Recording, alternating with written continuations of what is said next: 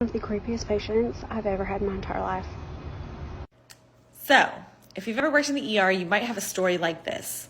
We had a patient come in. She was probably like a middle-aged woman. She was very tiny frame, and police officers brought her in because she was like a Baker Act and needed medical attention. It wasn't my patient. It was my friend's patient. And I was just kind of like helping her on the side because we all just help each other with patients if we're available. So this lady was like, it was like she was changing personalities. She would like talk in one voice and then talk in another voice and have like a different demeanor. It was almost like her face mutated with each character. It was super creepy. Some people were just like, oh, it's schizophrenia, she's on bath salts.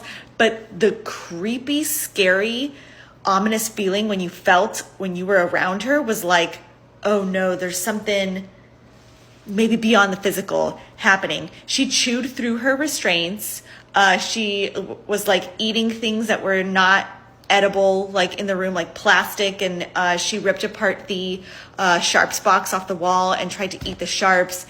It was the most terrifying thing I've ever seen. I don't think it was bath salts. I don't think it was schizophrenia. I think it was something else. I don't know.